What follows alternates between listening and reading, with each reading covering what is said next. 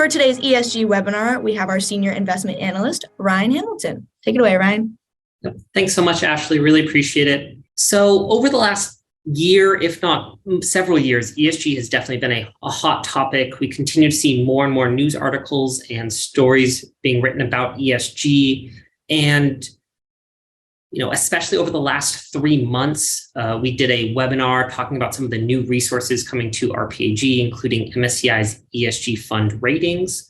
However, recently we have seen, since that webinar, we've seen the DOL come out with their 2022 final ESG ruling. There are some new resources on the RPAG website that I wanted to highlight for you today for your use, as well as we continue to see more news stories and more news articles, as well as continued increased demand from plan participants and plan fiduciaries about how they can incorporate ESG investing into their plan lineup. And so today I want to highlight some of those new resources, as well as do a review of some of the resources that we've launched in the past year. Quickly, from a high level, I do want to talk about how we generally think about ESG investing with plan fiduciaries, how we approach it with most of our plans.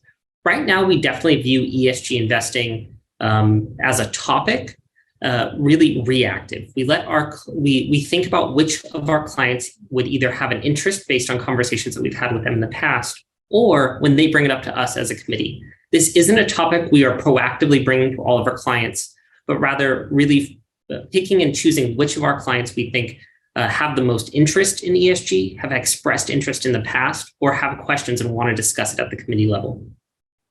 When we do get that interest or that demand and want to discuss it with our plan fiduciaries, what we have now is this new deck that I'm about to go through for really introducing ESG to the broad committee, as well as reviewing the resources that they as plan fiduciaries have and that you as RPAG members are about to bring them.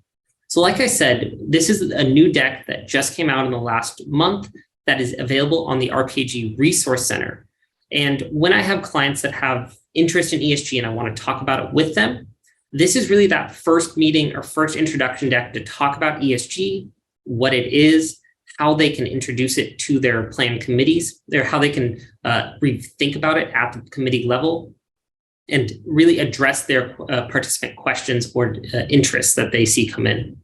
Like I said, this is available on the RPAG Resource Center. It's literally just called ESG presentation, is really that introduction deck to make sure everyone on the committee is at that base level understanding, which is really what this first slide in the deck is designed to focus on. Is odds are the reason you're talking about this is one of the committee members saw a news article, read something on the Wall Street Journal, or a participant reached out to their HR person saying, hey, can we have an ESG fund in the plan? And odds are probably not everyone on the committee even knows what ESG is, what it stands for. And so here on the first slide, it's really about bringing that base understanding to everyone on the committee so that way everyone can be a part of the conversation. So first off, with this deck, we want to introduce, what is ESG? It stands for environmental, social, and governance factors. It's about incorporating different types of factors into your evaluation of a security. There are different environmental factors, social factors, or governance factors that you can use to incorporate when evaluating a security. So this way, we're able to bring that whole committee's level up, understanding up, and have them make sure that everyone on the committee can understand what we're talking about. Then with the next slide, it's about saying, okay, that's what ESG investing is, but how you actually incorporated it into investing really is a spectrum. And so we as the committee need to understand what that spectrum is, as well as understand as well as make sure that we have a vernacular or a language that we can all agree on as we talk about it. What I think is ESG investing, other people might think of as social investing or venture philanthropy. And so we need to make sure we all at the committee level kind of have a baseline understanding of kind of the terminology that's used, as that's been really a gray area with ESG investing over the years. So as I mentioned, from our perspective, ESG investing really is a spectrum. Here on the far left is social impact only. You're not focused on financial returns. That's really your philanthropy. And then over on the far right of the spectrum is essentially no ESG investing. All of the investing is focused purely on financial returns. As most of you are aware, for most of history, from a fiduciary perspective, this has been really where the DOL has required plan fiduciaries to sit. And it's only been recently with some of the Obama era legislation, as well as the most recent 2022 final ruling, where plan fiduciaries can start to incorporate these other two areas of ESG investing or impact investing. So it's really about making sure that the plan sponsors understand that it is a spectrum, that on one end of the spectrum is kind of philanthropy that, even today with the, recent 2022 rules, as plan fiduciaries, we're still going to have to stay away from. But it's really understanding that today, this is where plan fiduciaries most often focus, financial market return only, but that there is now room to possibly consider financial market return focused, but also focusing on long-term value that maybe some of these ESG factors incorporate. An introduction deck to your plan committee that are fiduciaries is certainly not complete without talking about the most recent ruling from the DOL. What do they say is allowed for plan fiduciaries? And at the end of the day, the final analysis really is that it's still not okay for plan fiduciaries to subordinate risk or return factors when it comes to considering ESG. They still need to make sure that risk and return factors are the primary consideration, but now it can be used as essentially kind of that tiebreaker scenario, as well as looking at ESG factors if they are able to enhance the long-term risk return factors. So we make sure that here on this slide, we have a brief introduction to what the DOL recently did in their end of November, beginning of December 2022 ruling that they just recently issued. So then what we do is we take that same spectrum that we just talked about when it comes to ESG investing and really highlight for plan fiduciaries where they can look and where they can't look. So, as I mentioned here on the far left-hand side, philanthropy and even social investing, just not allowed by the DOL. So back to the spectrum and kind of now applying that fiduciary lens to it. As I mentioned, even with the recent ruling, everything here on the philanthropy side is still pretty much off limits for plan fiduciaries. As things stand today, you can continue to use purely financial investing or full commercial investments. It is prudent for consideration as plan fiduciaries. But with the new ruling, there is now potential to consider ESG investing. And if all risk and return factors are the same, that's the big criteria. You can even start possibly considering impact investing if there's some sort of impact component to the investment strategy itself. And so really, this now narrows down the spectrum from the full spectrum to what's prudent for investors given the current ruling.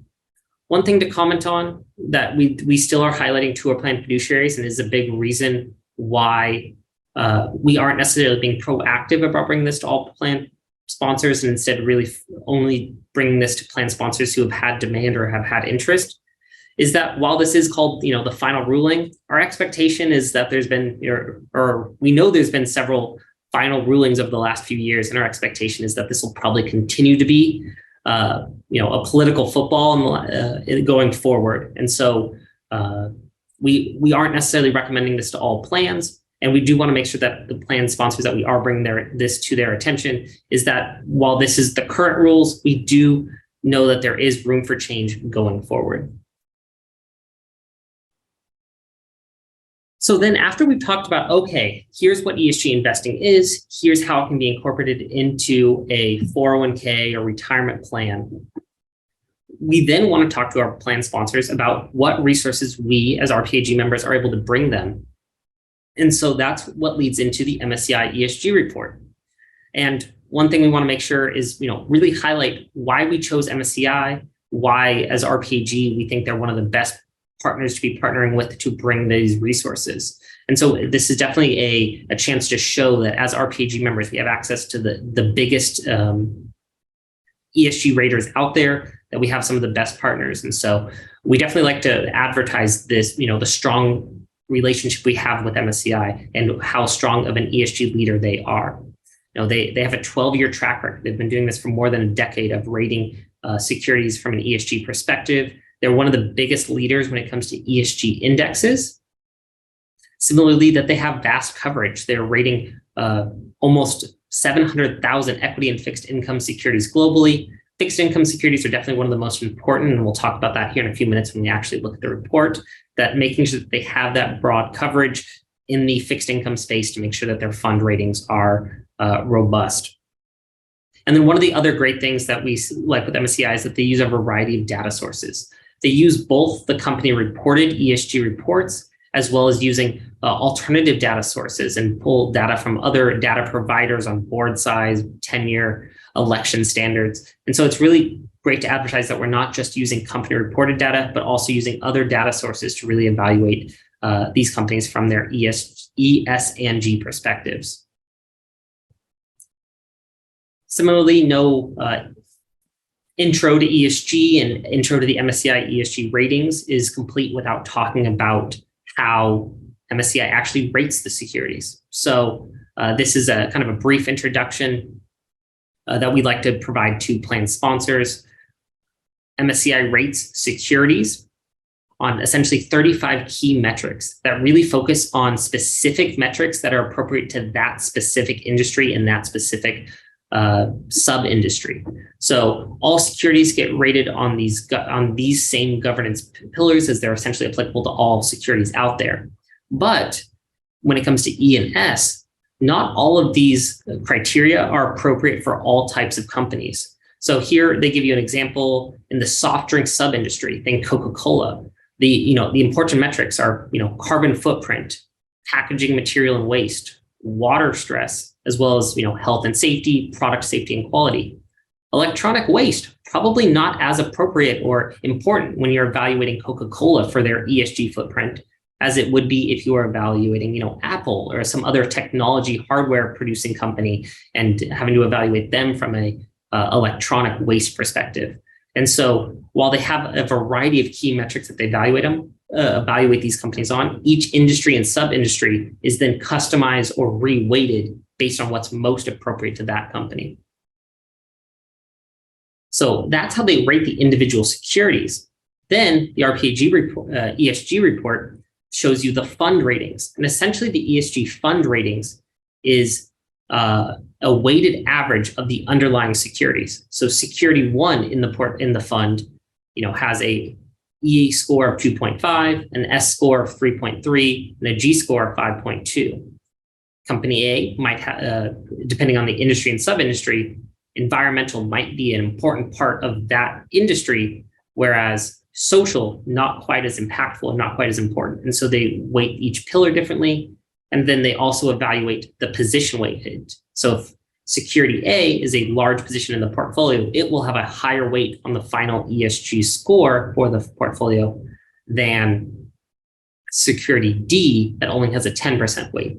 So as you look across this, you can see that it's essentially a weighted average of the underlying securities where they use this rating to score each individual security. One of the great things about this is that you can evaluate funds from purely an E perspective, purely an S perspective, and purely a governance perspective, or really focus on the overall aggregation of all three, which you can see with the fund ESG quality score, which is a numerical value that can be translated into a letter of grade. That's the end of this introduction deck. And really the way we visualize this introduction deck being used with plan committees is that immediately following this introduction deck, the first time you're introducing ESG, you would include that plan's ESG ratings report. This ESG ratings report is something we advertised and did launch during the course of 2022 and has been available, but I will do a demo on how to run this here shortly. So like I said, this deck we really visualize as a kind of an introduction. First time you're talking with a plan committee, you utilize this deck to introduce what is ESG, how does you as an RPAG member able to bring them relevant ESG information should they choose to utilize it in their plan, and then how does the MSCI scores that you bring them get calculated and scored. That should immediately lead into this ESG report, and this ESG report is really what we think needs to be included in future meetings. You, of course, in the future, don't need to do this full deck every time you talk about ESG. Just for ongoing meetings, it would be just this deck. And just this deck would have a quick review of MSCI looks at ESG quality ratings, looking at both the E, S, and G. These are then aggregated and adjusted relative to their industry peers to provide a final letter grade. And really that letter grade is where they as planned fiduciaries should focus.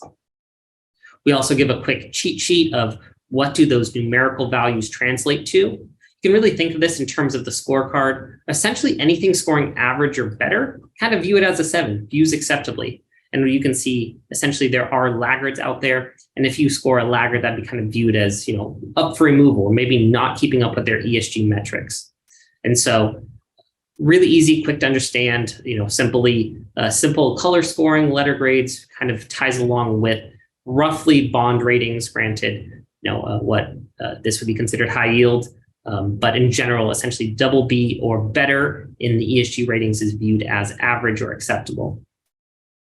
So every quarter you can do a quick review of, hey, as a reminder, here are the letter grades, here is how we evaluate these funds, or how MSCI evaluates these funds. Then that would lead directly into the ESG report itself, the letter grades for your plan lineup. One thing to highlight is that MSCI does score fund of funds. So you'll notice here, these target date funds do have both an ESG score as well as a total fund score. And so do want to highlight that this doesn't only work for, the core menu funds. It also works for target date funds or fund of fund structures. We will score, we'll have MSCI scores for all mutual funds. The other thing to highlight is that while we do think it's still important that we understand that it is important for these planned fiduciaries to understand the E, S, and G score as well as the final ESG score, at the end of the day, as planned fiduciaries, the RPAG score, or the RPAG score relative to the ESG ratings, is still really important as a fiduciary to document that while these ESG ratings might be a tiebreaker or be able to be evaluated separately, at the end of the day, we still need to make sure that the RPAG score and that the risk return factors are still the driving force behind what fund is being selected. And so we do also show that when there is an RPAG score for these funds. The other thing to highlight is that while MSCI scores mutual funds, if there is a mutual fund equivalent for a CIT, we can also provide an ESG rating for CITs. So you'll notice large cap value managed by Putnam will get the MSCI ESG rating entered here for it because there is a mutual fund equivalent that we're able to pull that score for. I would not expect every single fund in every lineup to score. There will be a couple of reasons why you won't see an MSCI rating. First, for example, this CIT doesn't have a mutual fund equivalent. This Columbia Small Cap Value strategy is not in a mutual fund vehicle. And so there isn't an MSCI rating for that mutual fund. And so you don't get an MSCI rating here. The other reason why you wouldn't expect to see an MSCI rating is that if the fund, in this case, it is a mutual fund, doesn't have at least 50% of its underlying securities rated. For bond funds, it's 50%. For equity funds, it's 65%. So there needs to be a majority of the underlying securities rated by MSCI to create a fund rating. We think this is important, needs to have a large enough sample size to create a valid ESG rating. So in this case, bond funds often can have thousands, if not tens of thousands of underlying holdings. Many of those often won't be scored. And so it is important that when they don't reach critical mass, MSCI won't necessarily score them. You will notice this isn't true for all bond funds. So for example, this Fidelity US bond fund does have a score. So this is probably going to be the most common reason why you don't see a fund score is that there isn't enough of the underlying securities rated. But it's certainly going to be a rare case, as many bond funds do have enough of their underlying securities evaluated. So just wanted to highlight that, as that's probably going to be one of the most frequently asked questions when you first run these reports is why doesn't this fund score? So just wanted to highlight those kind of primary reasons.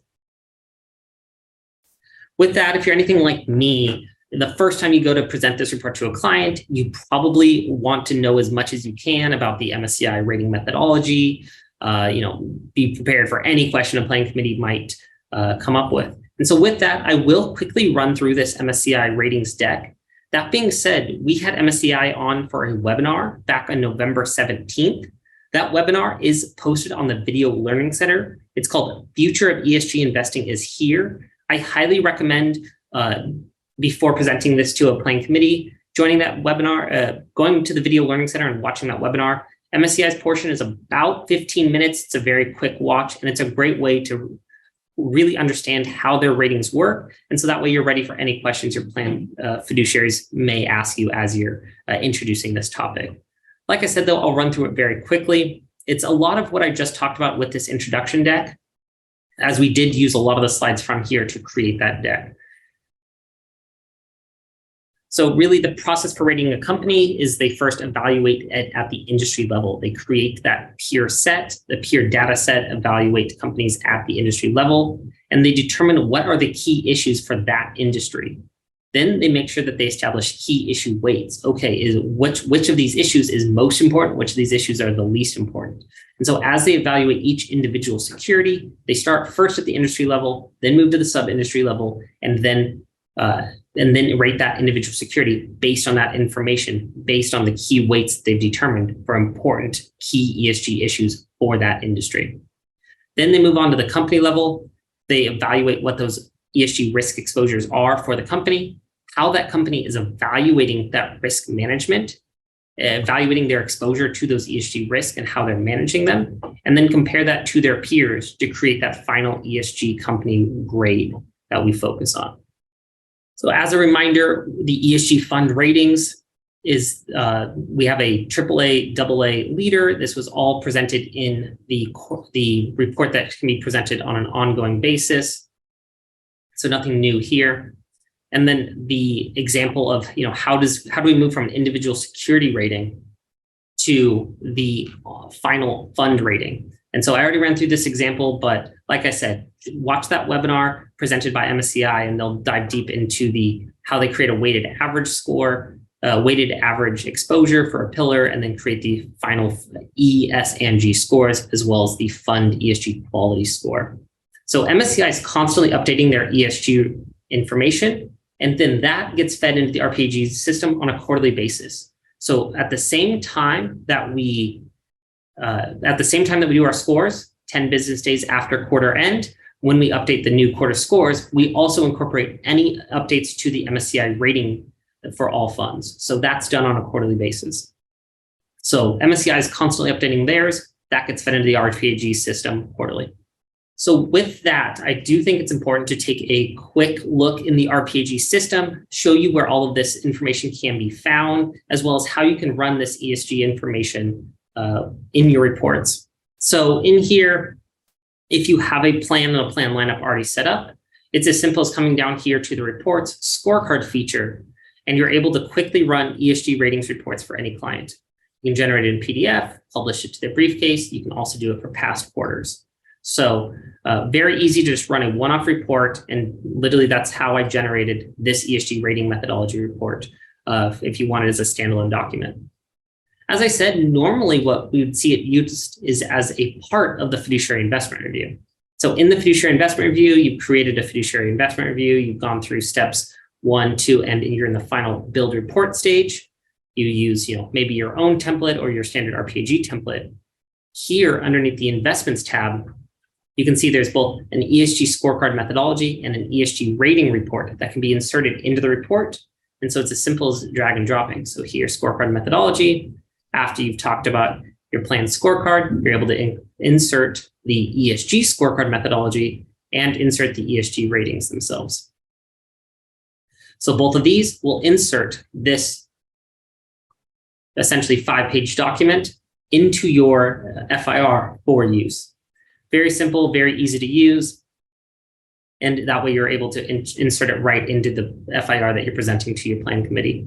If you are doing one-on-one education or meeting with plan participants, you can, of course, use this report with them. You can bring it to your meeting. You can, if they're like, hey, we have interest in, I as a plan participant have interest in investing in funds that have a strong E. I'm really focused on, climate change. You can then use that information as you give them guidance, talk about different funds with strong E scores or S scores. And so you're able to use that information when doing that one-on-one participant education. This wouldn't necessarily be something you would blast email out to all participants within an organization. It's really going to be utilized within a one-on-one scenario when you're doing that kind of fiduciary, when you're doing that participant education or one-on-one meetings. So this certainly can be used to boost your knowledge when you're out there meeting with plan participants. Wouldn't necessarily be something I blast out to all participants as, there's a lot of nuance. It took essentially a 9-page deck to introduce what is ESG and how are these ratings being created to introduce it to the committee. You don't want to necessarily have to send out that 9-page explanation to plan participants to also explain what these scores are.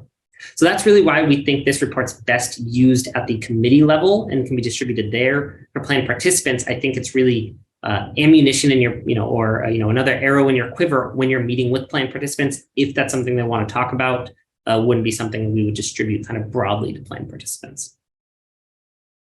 So besides being included in the investment review itself, one item to highlight is that it can also be used when you're searching for funds or doing any sort of fund research in the RPAG system. If you click on this funnel icon to help filter down your searches, you'll notice right here in the center is a minimum ESG rating.